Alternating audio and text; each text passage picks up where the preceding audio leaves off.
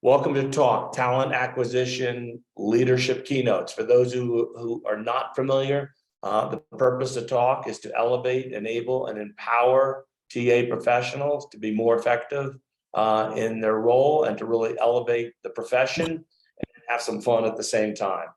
So today we're talking about better intake calls and how to communicate with hiring managers about the roles. This is a very important topic, and obviously it will make us much more effective if we can really distill down what hiring managers want and improve that process.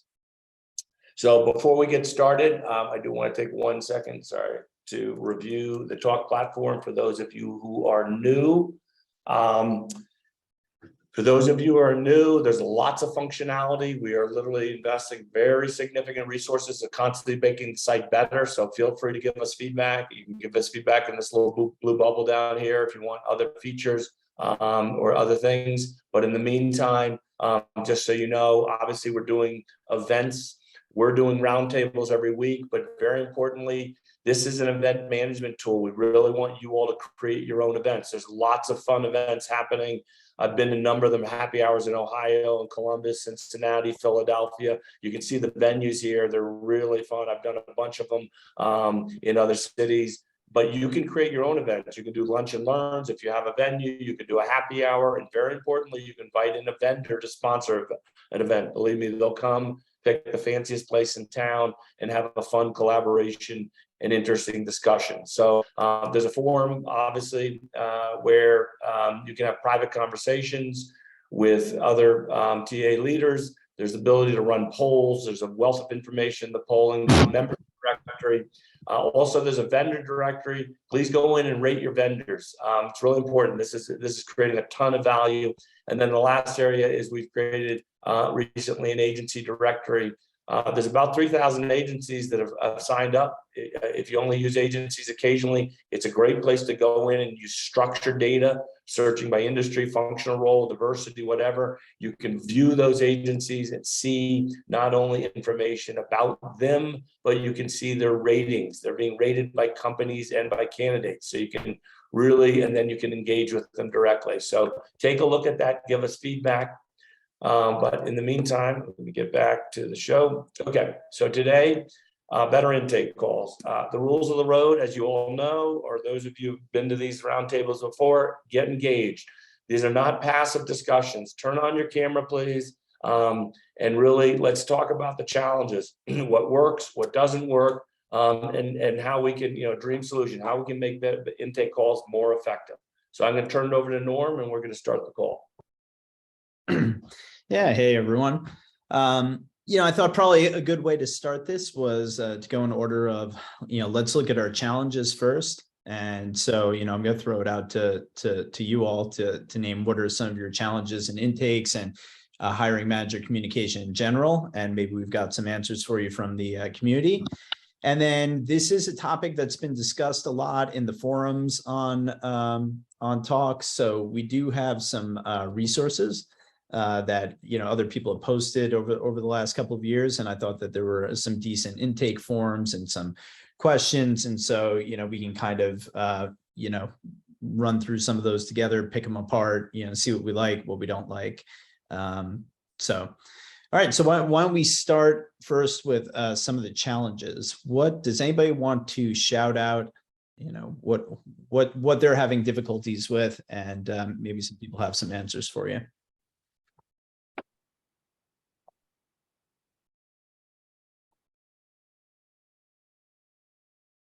I'll say one of the difficulties that we have in our organization is really getting managers to understand the importance of really understanding it's a participatory process. And here's what I mean by that is we'll very often come to the intake sessions like with the job descriptions that they've been hounding us to post already. And you go through them and you're like, so what does this acronym DBPQML mean? I want to understand this. And the answer is sort of like, I don't know. I think that might have been there in the one I got before, right? And it's like, okay, this isn't Tiffany style recruiting. You don't open the blue box and there's the perfect person. it's a dialogue and we have to work both ways with each other. So for us, it's a lot about just getting them to understand the engagement that's necessary to make this process fulfilling and workful. Yeah, it's a great point.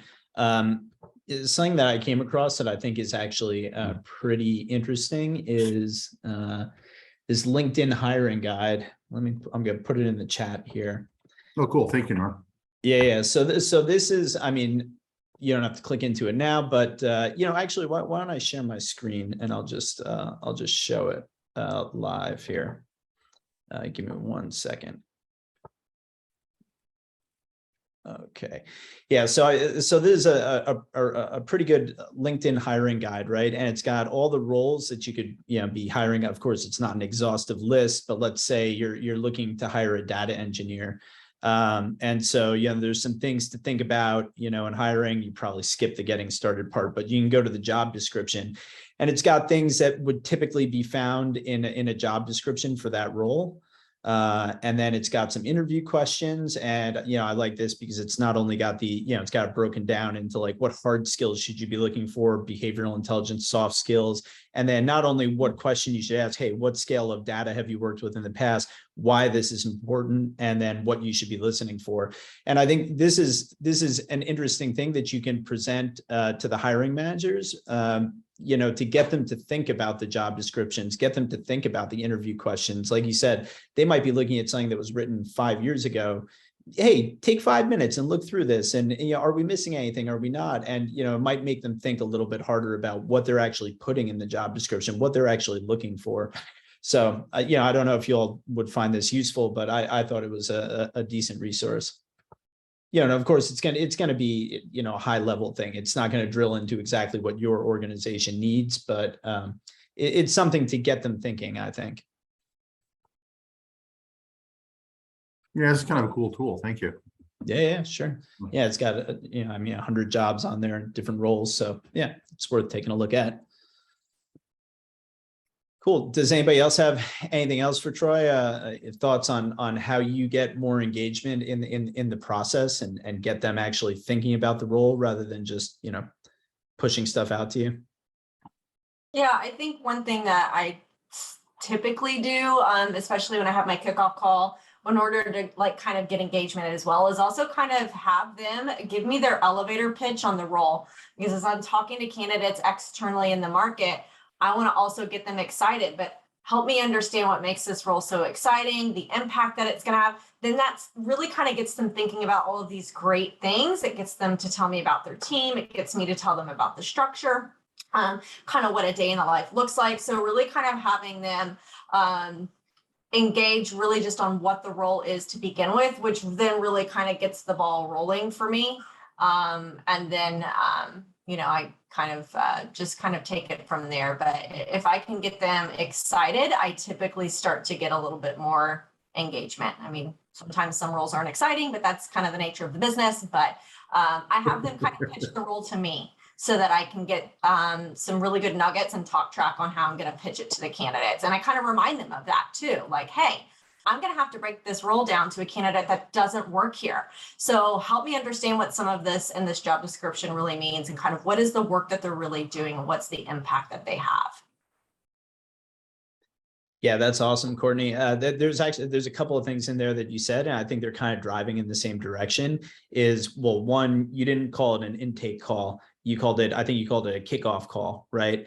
So I think just renaming it, something so simple could, kind of change the mindset, right? Intake is almost like you're a computer. It's like intake and output. Like they give you something and you're supposed to spit something back out at them. It's like, it makes it so that, TA are become more order takers. If it's a kickoff call or a team meeting or a strategic meeting about this role, then it's like, oh, okay, we're all part of the same team. I'm expected to there's a give and a take here, right? So I think it's something as simple as calling it something different is changes the mindset, right?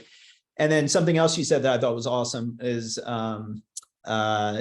you need to sell this to the candidate, right? So this is not an intake call for you to just again, take the order and like, okay, here's your wish list and here's what I'm going to go find. And again, I'm just taking an order for you. It's like, it's a candidate's market right now. So, it's important, that sets expectations is, how am I going to sell this to them? What's in it for them? Like, it's important. I'll find you all the skills, right? That's the easy part. Like, you need to tell me what to look for, right? But like, how do we sell them on it? And that's a really good point.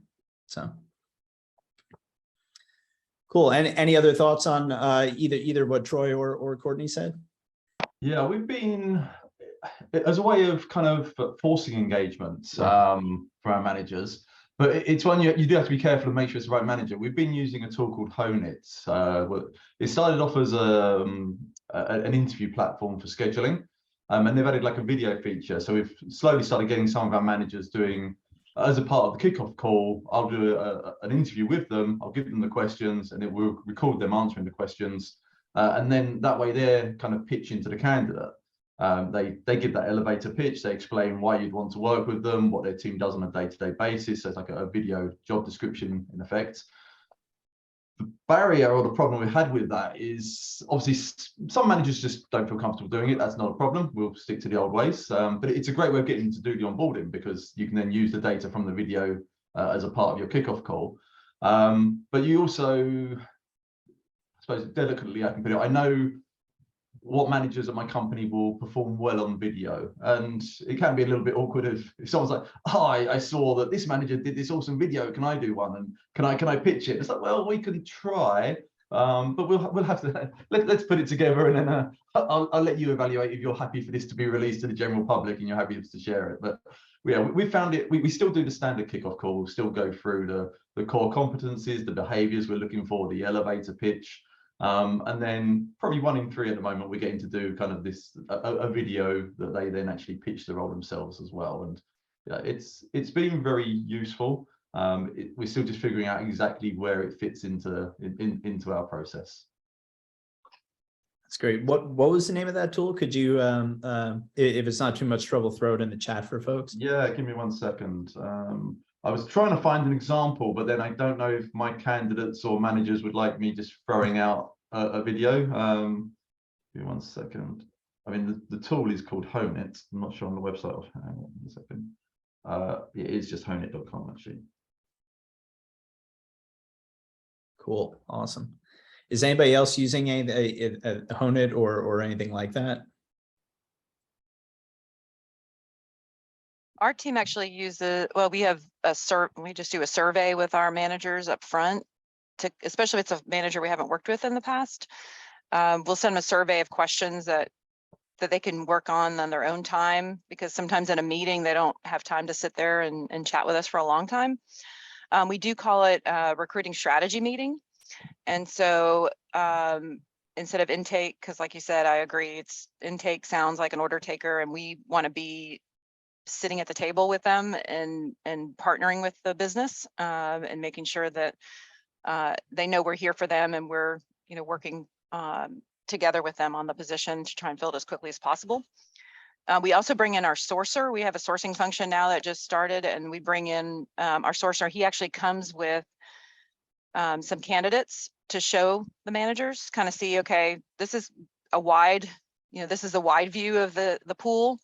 And now let's get more details so we can narrow it down, and just to kind of give them an understanding. And we give them some market data as well to kind of show them, how many people in our area, we're in Houston, so where we're looking, and the type of skill set they're looking for, so they understand the market, and bring them that data so that as we're going through the process, it makes sense to them. But yeah, the Hone It sounds interesting, and the elevator pitch, I think that's a great idea as well. Because sometimes I feel like when we talk to the managers, they don't tell us as much as if when I have a meeting with vendors that agencies that may be working on the position, and the manager talks to them, sometimes they get a lot more nuggets from that because they're talking to outside people, because they feel like I already know the culture, I already know that, but just to get those extra things, I think that's a great idea. Yeah, it's really interesting. Yeah, I like that. That's interesting. Bringing candidates to the meeting, some examples to set expectations. I like that. Yeah. So I just posted a link that I found from, it's like a fake candidate that was used to demo to us. So the manager page looks exactly the same, but it says meet the manager instead of meet the candidate, and then it's the boxes are different questions. Obviously, why would you want to join my team? What does my team do? Kind of approach. Yeah, and so I will have a look and see if I can find a manager's one that's that has said he's happy for us to share publicly on LinkedIn rather than just direct to candidates, and then I can share that to show you a bit more of what it kind of looks like. What is this platform in range of price? Is it pretty expensive, or is it? Now, we were paying $30 per user per month initially. Let me check. I haven't checked the invoice for a while, so let me check what's that's at now, and we do have quite a few accounts. So yeah, give me. I'll come back to you later on in the call if you don't mind that. Sure, thank you. We got a couple of things in the chat. Someone wrote me directly, but I think it was meant for the whole call. Is what's your go-to reference for market data? So we use Seek Out right now. Mm-hmm. So it's been pretty good. We use LinkedIn Talent Insights as well. LinkedIn Talent Insights is our main one. I'd love to have access to like an ERI or a Radford or something like that to kind of get in at the salaries a little bit more, but we can get a lot of information off of LinkedIn Talent Insights. We use LinkedIn Talent Insights, but I work for Gartner, so we also use our own proprietary talent neuron as well. So we kind of use a combination of both. Nice. Yeah, I was actually just going to plug that. I hear all good things about Talent Neuron as well. So yeah, it's a good product. Good. Then we've got another question in the chat. Does anyone use service agreements? Nothing contractual, but just as a way of sharing action items and who will do what in the process, e.g. manager will timely review of applications, talent partner will timely do X. So yeah, so like an SLA type setup. I'm sorry. It's okay. No, you first. Oh, yeah, no, we don't have anything that we necessarily, kind of share or, kind of send to the hiring manager, but our SLA and kind of what we call our setback schedule for our roles is something that we share on each kickoff call. So our setback schedule is essentially kind of the same thing as kind of like, hey, this is our SLA.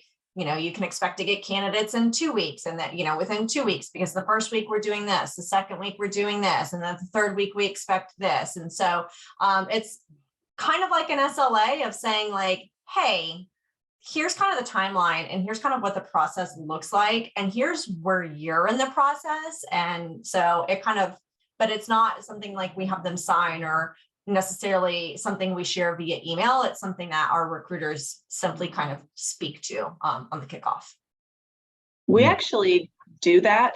We do have something like that where we send them a recap after the intake call, and it's just kind of like a template that we send out that says, here's what we discussed during the call as a recap.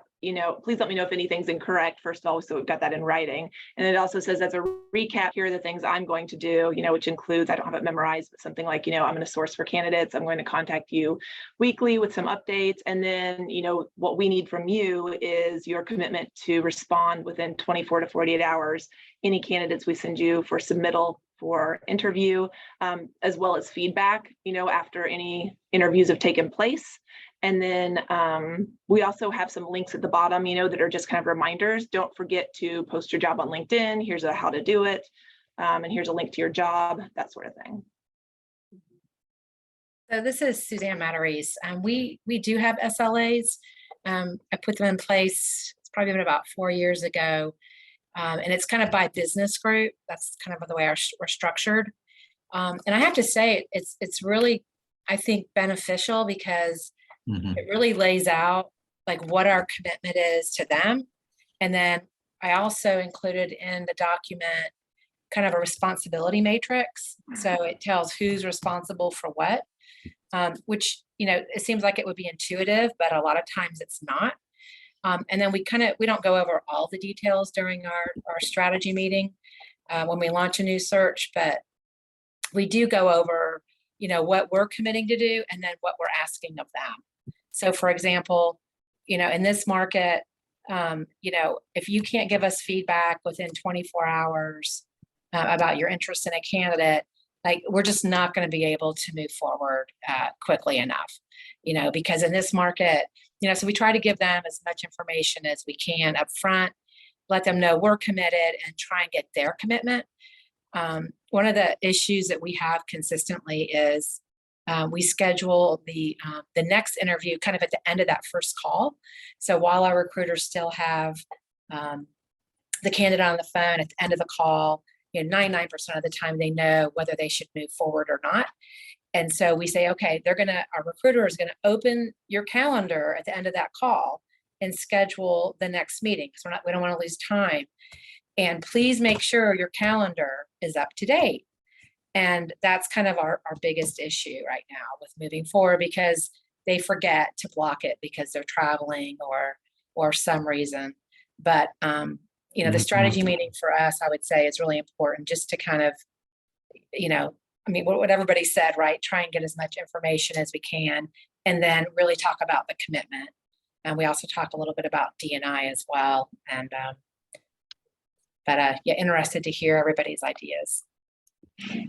Yeah, Suzanne, we do something similar. So we actually send out a hiring manager toolkit we put together during COVID because we had a lot of time. But it was a big project we worked on that we send out to new managers. We send out to the managers before the strategy meeting. And it just goes over the SLAs, the responsibilities. There's a checklist for them also, like a recruiting checklist, onboarding, the timeline of everything to happen, like the offer, the pre-employment, because sometimes they think pre-employment happens in one day, but, and just the timing of everything. So hopefully that helps, with understanding the process a little bit more. Interesting. Thank you. Sorry, I'm muting. I'm glad you brought that up. In a month, we have a national roundtable like this, but it's being hosted by the San Diego board, and they have each gone into their companies and pulled out all the documentation they have for their hiring manager toolkits, and they're going to present in a month. So even if you're unable to make that, I would definitely RSVP to that, because we'll take all the resources and we'll put them on the event afterwards, and you'll get a follow-up email with all the documentation. So if you're on this call, you're probably interested in that material. I would definitely go and RSVP for that today. So. Sorry, is that the next meeting, the next talk meeting? Is that what you're talking about? Yes, I think it's a month from now, but I put a link in the chat to that meeting. So definitely RSVP to that if you want to get more information on hiring manager toolkit. Perfect, thank you. Cool. And so Lisa, that was your question. Did that answer everything you were wondering? Yes, yeah, thank you. And also just to go back to the hiring manager toolkit, yeah, I'd love to participate in that, because I am putting one together, and I would love to get some ideas. And ours is in like a full draft form, but I'd love to include other tips as well. So thank you. Great. Yeah, you had posted another question in there, Lisa, about post-recruitment surveys. Do you want to, since you're on the mic, you may as well just ask it. Oh, sure. Yeah. So does anyone we haven't yet. We're just thinking about it. We have a talent team that is we're doing a sort of new approach where we have, unit assignments. And so we're planning on, once the transition happens and after we sort of have the experience with working with managers, we're thinking of doing a post-recruitment survey to managers, just something short, like a 5-minute Qualtrics survey. Right now we only get feedback anecdotally, or if we talk to managers and if they had a good experience or they had a not so good experience, but we were thinking of doing a survey so that we actually have some data and we can show some, how market improvement, if there is. So I was curious if anyone else was doing a survey. Yes, we do a hiring manager satisfaction survey that goes out when the position is filled. And then our director actually meets with I don't know if she meets with every hiring manager, but most hiring managers to kind of talk about the feedback and how we can improve. But it is, I was going to try to see how long it is. I think it's maybe, oh, it's pretty long, actually. We've got 18 questions. So, yep. Cool. Anyone else? I'd imagine there's got to be other people that are doing some sort of follow-up survey. We have one for anyone who interviews. It goes out to the candidates and then it also goes out to the hiring managers. I would give you some of the feedback and participation rates, but we've been having issues getting our ATS to send it out properly. We've been working on it for a while, but yes, we do have one. We used to use SurveyMonkey for it, and I know we got some results back then, but we're trying to get it set up in our applicant tracking system. It's about 5 questions each. And it also asks about our recruiting coordinators. So we tried to keep it really short and simple just so we can get, hopefully more participation. Cool. All right. Any other thoughts on surveys? So I'm curious, were those 2 different surveys or the same survey for both hiring managers and candidates? We have 2. So they go out to any candidate who's been interviewed, they'll be sent a survey, and then the other one will go to, anyone who, once the hiring manager actually makes a hire, then it'll go out to those hiring managers. Got it. Thanks. Mm-hmm. Curious, what questions do you ask? Because we did this for a while and we didn't get a lot of response. And I wish I had that pulled up right now, and I wish it was working properly so I could tell you. We took a lot of time, but I think it's basically, we tried to keep it pretty general. Like, I think it was like a rating scale of 1 to 5. How satisfied were you with the intake? How satisfied were you with the candidates presented? How satisfied were you with your recruiter? And then I think we left a blank box at the bottom that was just something like, is there any additional feedback you'd like to provide? You're going to get some stuff in there that there's just stuff that you can't help. Like, you didn't hire our person overnight. You made them give notice, all these other ridiculous things. But, we were hoping by giving at least an open box, they could at least have a chance to provide some sort of feedback that we could pass on and, hopefully improve. One of the questions in the chat is, how do you encourage participation in the surveys? Troy, it sounded like you had an answer for that. Did you want to talk about that? Yeah, because we use surveys, and so we actually talk about the surveys all the way back at our recruitment strategy meeting. And one of the things that we give to the hiring managers is it's not really a KPI or RSL list of what the expectation is, but it's actually a visual of like, this is the recruitment path journey you're going to go through. And then we talk about, how long it takes them to return stuff, our 72 hours to get candidates back to them.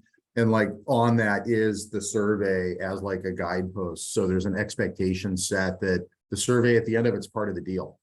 We talk about it early and it comes up a couple of times in the conversation. It's on the process map that they see. So it's just very clear that you're going to get one at the end and that we want you to participate.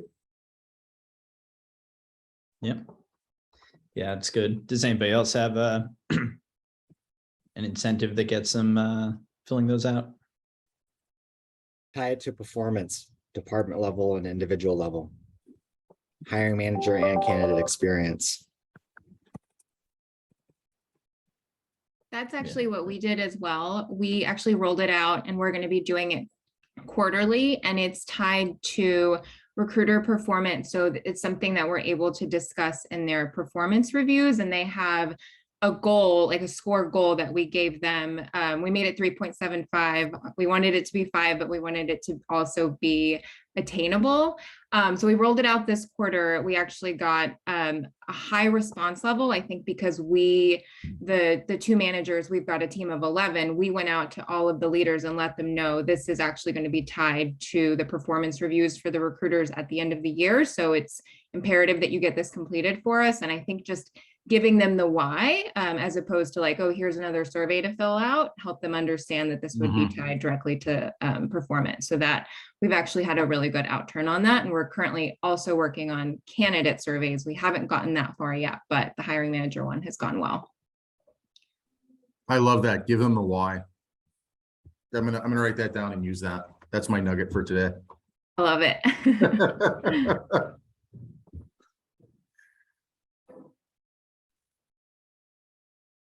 All right. Michael, you had put in a tool for measuring candidate experience. Do you want to talk a little bit about that? That's from the talent board, right? They put on the candies, right? Yeah, They candidate do, experience. yeah. So it's a really good program. It measures your candidate experience. So you can't have more than 20% of the candidates surveyed having been extended an offer. So they survey everybody. And so depending on the size of your organization, that they'll create a baseline of how many people need to be surveyed. And then what they'll do is they'll stack rank you against every other company that's participating. So you get a true measurement of seeing how well your candidate experience performs against every other industry, every other company. But it also motivates and inspires your recruiters to be more engaged, to try to create that positive and memorable candidate experience. So, and it kind of makes it competitive. It also helps makes it easy to tie into performance to see how well they do. We actually survey on a regular basis, so it's ongoing. So we don't wait till the end of the year to give that feedback back to the recruiters. So we actually, after every interview, we survey candidates and send it, and then create a dashboard and report it out to the team. Great. Any other thoughts on candidate experience? How we can get the hiring managers to provide a better candidate experience? How we can provide it?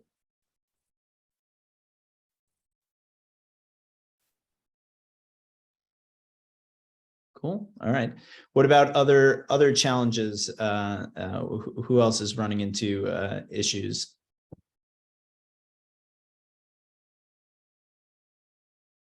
How about Bryn? Are you prepared to give a word from our sponsor? We can give everyone a minute to think. While people are collecting their thoughts, I will give a quick word from our sponsor. So this has been a great discussion. Definitely a lot of good ideas. But we also got to get great candidates. So I know we all want better candidates in less time for less cost and less effort. And boy, do we all know how easy that is to say and how hard that is to do. But I assure you, Recruitify does that plus much, much more. How does it do it? First, it consolidates all your agency vendors to a single platform, to a single contract, giving you control and visibility, and making your life just a lot easier. But most importantly, the platform is a place where you can outsource those hard to fill roles. The 80-20 rule applies. I'm sure your TA team is spending 80% of their time on the 20% hardest to fill roles. By outsourcing a portion of those roles to Recruitify, I assure you they will fill them very quickly. The platform will, but it'll also optimize your internal TA team and your other KPIs because it'll make them more efficient on the roles that they're focused on internally. If you don't use agencies, not a problem. There are well over 20,000 vetted agencies. Every agency is highly vetted on the platform that are all at your disposal, ready to go. And they're matched very specifically, only a couple of specific jobs. It doesn't matter if you use agencies. Don't have a budget? No worries. Recruitify there is no cost for Recruitify. It is, you only pay when you make a hire, and it is 100% guaranteed to save you money.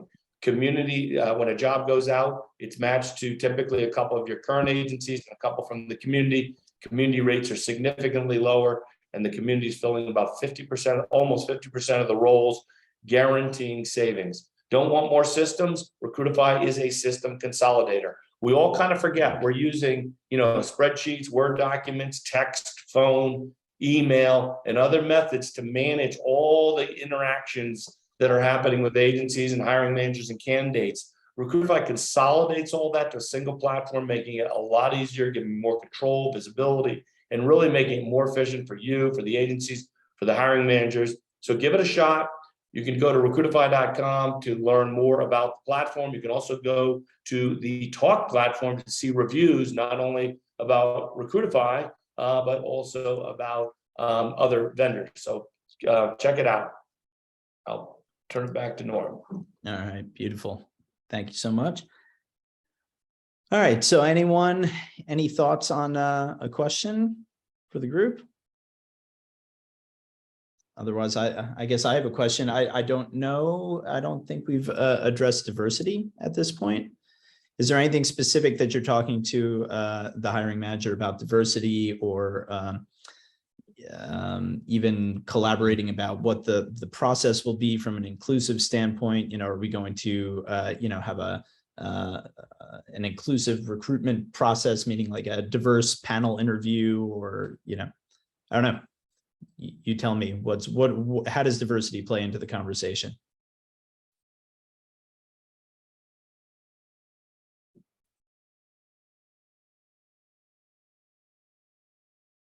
Fair enough if it doesn't. Well, I hesitate because we're such at the beginning of it. It's our CEO at our recent town hall talked about DE&I kind of for the very first time as being an initiative through the second half of the year. And so, it's such a big word. I'm still at the point where it's like I'm trying to get into the EEO data to figure out, really what the footprint of diversity is in the organization now. Because if you don't know where you're starting from, it's very hard to figure out where you're trying to go. I'd love to hear what other people have to say, just because we're so nascent on it. Lisa, you had some thoughts in the chat. Do you want to expand on that, or? Sure. So it's a priority for our organization. So we definitely discuss it in the recruitment strategy meeting, and we provide resources like writing more inclusive job descriptions or writing more inclusive advertisements. We talk about reaching a broad and diverse audience, through sourcing. We also talk about, just managing their bias in the screening process, interview process. We give tips, charts, and things like that in the manager's toolkits, kind of like the do's and don'ts and why you can't ask certain questions. So we include it within that. And then, we certainly, when we see the applications come in, we're monitoring the applicant pools and seeing who is invited for interviews to make sure that, diverse candidates are making it through every stage of the process.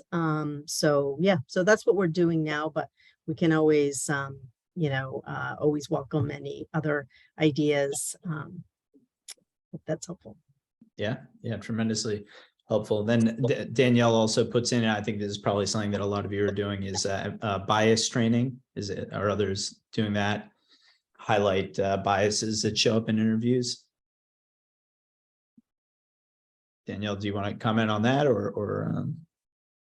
Yeah, so I actually created the training. So we were able to pull in these examples that are really specific to stuff that we see all the time in the hiring process. So I think it resonates really well with our hiring teams, because they're able to say like, oh yeah, okay, I probably do that, or I did that in the last hire that we made.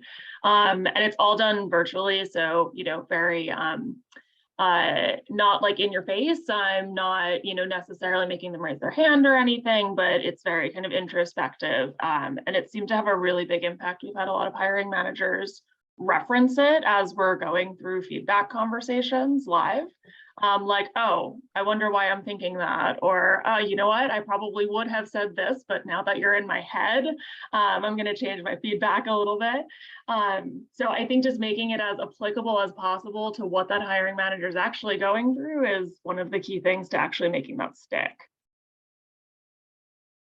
Yeah, it's great feedback. Now, I'm curious, Lisa, you talked a little bit about going to the job description starting at the beginning, right? Does anybody use any sort of software or anything? There's a lot of like language analysis stuff out there that finds biased language and helps you tweak that. And if so, are you doing that in part of the TA team, or are you having the hiring managers use that software to create the descriptions from the beginning without bias?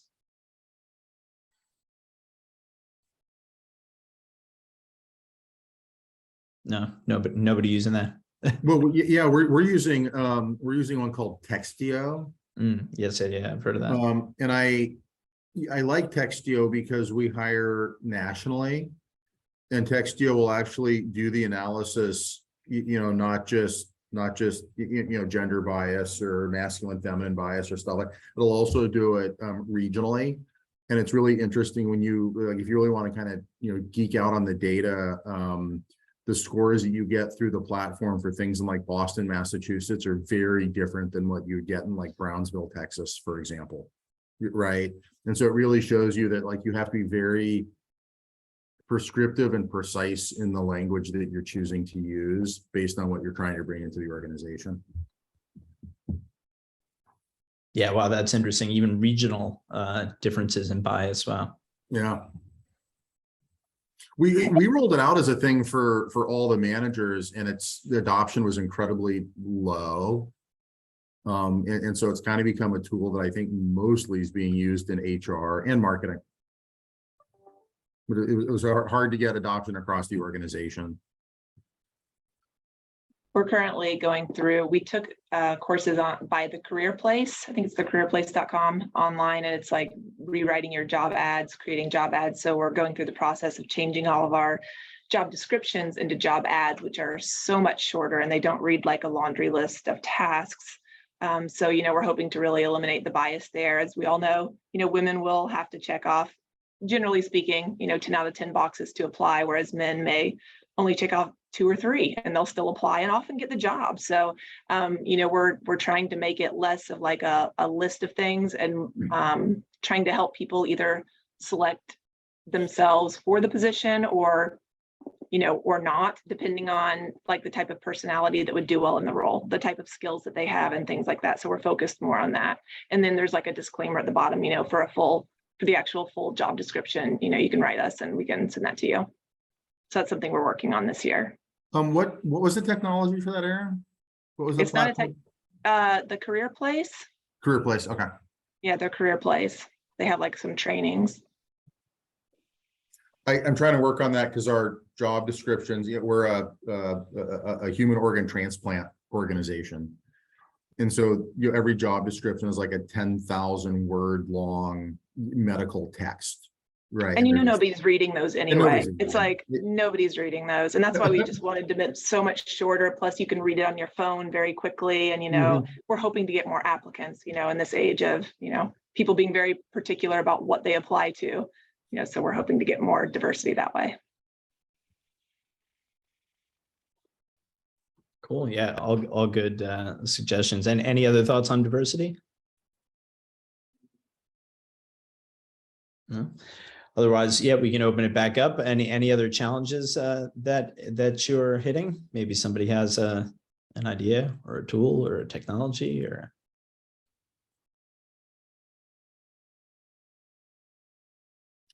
Now, go ahead. Yeah, the biggest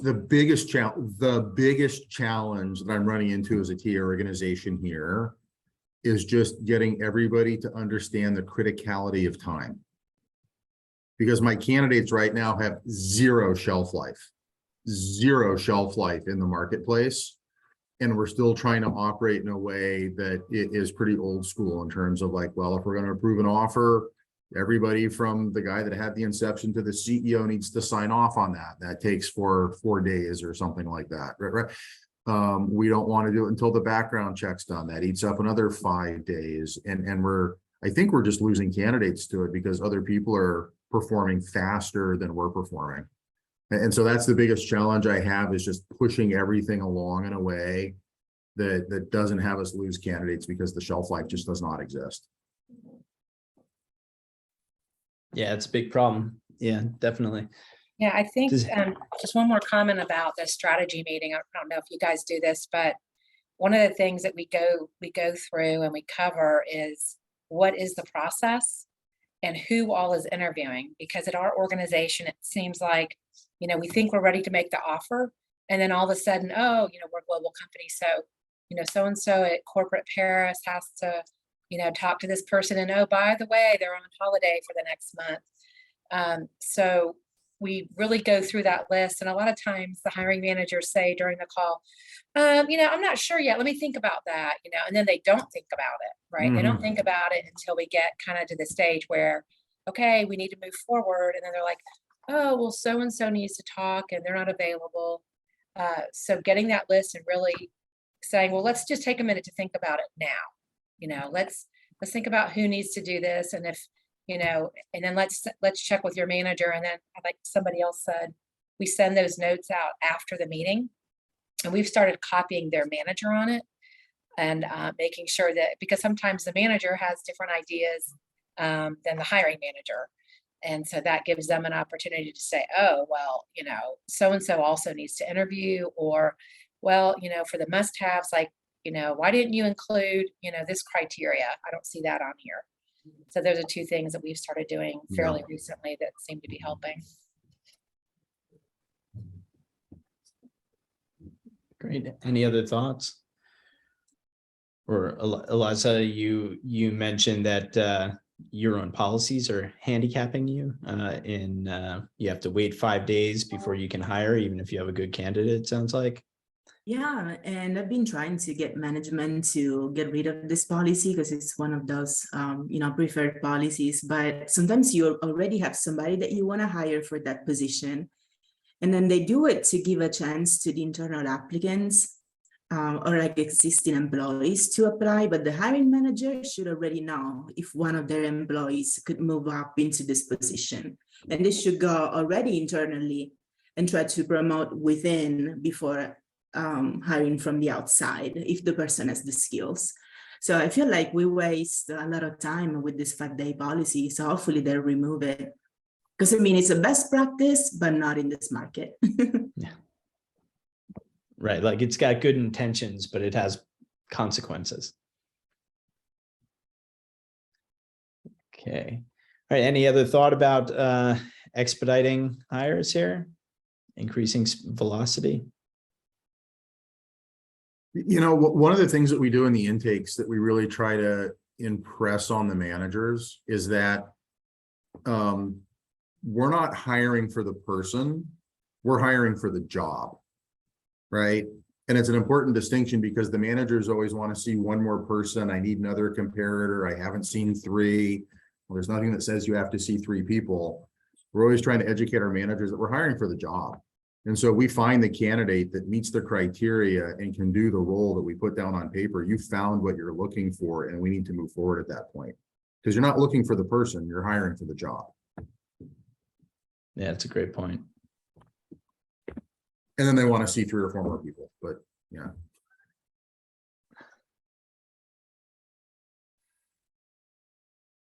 Yeah, what else can we do? Let's see. What else can we do for with the intake and setting expectations to expedite things with the hiring managers? Not that they'll listen, but what can we try? I think one good strategy to try is to send over create a template that captures everything that you would typically need in an intake session from a hiring manager to be able to translate that into a job ad, job description, whatever you want to call it. And what we do where I'm at is we send it to the hiring managers in advance of the initial kickoff / intake meeting. And then a lot of times they will fill it out. So it makes your conversation a lot more strategic, and you can get through all the pieces because you have most of the content that you would otherwise be asking them question and filling out as you go. So it gives you more time, and then you can establish what the required skills are, how they pitch the role, how you would describe the team, what does the team dynamics look like, what are the expectations day to day, are there any kind of what are the required skills, degrees, and discussing the interviewing process and making sure that the interviewing process and other company goals are all covered in that conversation. Because a lot of times, in my experience, a lot of companies, small, large, medium, in all sorts of different industries, they say that certain things are important, and then their words and their actions don't align. And for example, diversity was just recently discussed. If it's not measured and tracked, and it's not supported and embraced by senior leadership, and the culture doesn't work with it as well, and the processes that are used, I don't think you'll have be successful. But the DE&I piece, I think, is very crucial also to discuss during that intake as well. And then finishing it up with the messaging cadence or frequency that you would want to have. Yeah. No, great point. Yeah, see, buy-in from the top is, you're never going to have anything with DE&I at the recruiting level or even the hiring manager level if there's not buy-in all the way from the top, right? Tracking all that stuff. So I think another thing that I've done is really the hiring managers are looking to you, hopefully, as a subject matter expert in this area, right? So sharing what you see or have experienced in the market, right? And really kind of letting them know, this is kind of what the market is yielding from a candidate perspective. Help me understand what you're looking for. Let's see if we can find a marriage between the two, right? But again, they're really looking to you to provide a lot of insight on this end. So I think it's a continuation of an open dialogue and saying, look, I know you want the whole entire alphabet in terms of skill set, but based upon what the role is budgeted for, et cetera, we're only going to find letters A through N, right? Like, so what are your must-haves? What are your nice-to-haves? And then as you're going through the interview process and you're kind of tweaking things, saying, okay, so we're still not seeing this. What can we, do they have to have X, Y, or Z, or is that really maybe just a nice-to-have? Because it can kind of, open the candidate pool a little bit. So that's kind of, some of the things that I take or some of the approaches that I take is I continuously have conversations with the hiring manager throughout the process, is to also just try and remember, they're looking to me really as that subject matter expert. And so to bring in some of the expertise and the feedback and the things that I'm seeing in the market to help them really kind of get a good feel for purple squirrel doesn't exist. There is no such thing. So this is great, but let's try and be realistic around kind of what the role needs, what you're looking for, and then we'll find that person. yeah, quick question on that. I'm curious, what do you have like a set kind of cadence that you and your team, wait, like, okay, if we're not finding what we're supposed to be finding in 5 days, we're going to go back and we're going to have a reset on this intake and communicate back that maybe some of these must-haves are more nice to haves, or is it something that you just know right away? As soon as you're actively sourcing for the role, you go right back and what's kind of your strategy there in handling that? Yeah, so I have a weekly touch base with all of my hiring managers for my open roles. I think that's going to depend upon the recruiter, right? And really kind of your bandwidth and your what you have on your desk in terms of a volume standpoint from your rec load. But I have a weekly touch base. I'm constantly kind of updating them, as hey, I had 2 screens today.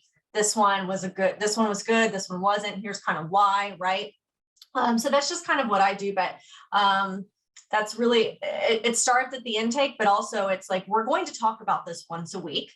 Let's talk about where we are. I'm going to share with you what I'm finding out as I'm talking to candidates throughout the week and as I'm sourcing candidates. And let's also kind of talk about, as I've discussed what's happened, where can we tweak things, right? What are some, help me, give me some questions that can really kind of help me tailor my conversation. So I'm making sure that I'm asking the right things and pulling that out from a candidate that we might not see on a resume. So it's a continuous conversation with them. But again, if you've got like 60 recs or something, that may not be possible to have a touch base. Yeah, makes sense. So it would really just depend on the recruiter's rec load. Yeah. And David, I think you had a little bit more to comment on Courtney's point of being more of an advisor and having an open conversation here using data. David, you might have. Sorry, I'm muted. So, yeah, no, I think it's just important to let data tell the story, because a lot of times hiring managers may have an ask or expectations that aren't realistic. And in order for us to educate and partner with them, you need to have data to tell the story. let them come to that conclusion on their own, instead of beating them over the head and saying, you're wrong, and getting into heated, like being professional about it, I guess, or mature in how you do it, I think is a skill that is essential. And not everybody, is comfortable doing market data or capturing market data or market maps and being able to present that to hiring managers.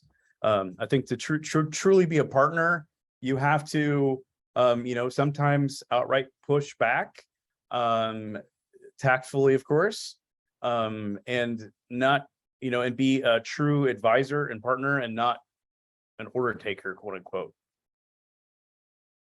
Yeah. And that's actually a great point.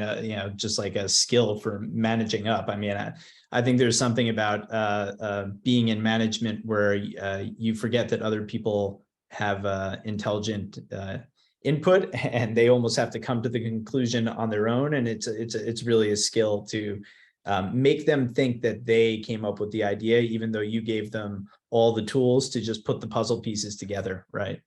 So. Cool. Let's see, Brett, do you want to just comment on that? We only have a couple of minutes, so rather than me read it off, do you want to just ask the crowd, and then we'll kind of close it out here? Yeah, so my organization is in the process of transitioning to like outcome-based job descriptions, all in hopes of like limiting bias like throughout the interview process, increasing diversity in the pipeline, because job description you might have 3+ years of doing remote recruiting, but if you switch that to like actually what the tasks are doing, more candidates are apt to apply for it. But has anyone had like success or noticed any change in going from like a requirements-based job description to outcome-based?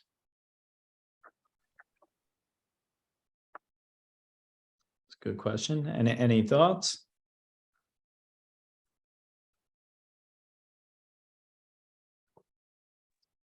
Yeah, so we're going to be rolling this out probably like in the next 2 months. We're kind of going through we're going through interview training, which kind of ties in the outcome-based training and also like manager training for, doing the job descriptions. So one of the next meetings, I'll share the outcomes of that, or if there's any difference noted. Yeah, that would be helpful. Any thoughts on that before we go though? Help Brett out? No? All right, well, keep us posted on that. Definitely join again, and yeah, bring it up as things move along. All right, well, this is awesome. We're coming up against time, so definitely, hopefully we'll see you all again soon. Take a look at that event that I had put it in the chat, but if you go on the website, I think it's like 3 weeks or a month from now with a hiring manager toolkit. That's going to be a really useful one, around this conversation. So there's going to be a lot of stuff that, physical documents shared. So even if you can't make that one, RSVP, so you get the reminder with like all of the details after the fact and the recording and all the documents and all that stuff. And definitely, I think Bryn said at the opening, we are trying to do as many in-person events right now as we can while things are kind of at a lull with the pandemic thing, and who knows what's going to happen over the winter. So we're going to Ohio. If you're in Cleveland, if you're in Columbus, if you're in Cincinnati, definitely I would love to see you next week. And DC and Toronto and Detroit, we're going to be all over the place. So keep an eye out. If you're in one of those cities, definitely RSVP. And I hope to have a drink and sit on a rooftop and talk about all this in person. So, all right, take care, everyone. Thank you so much.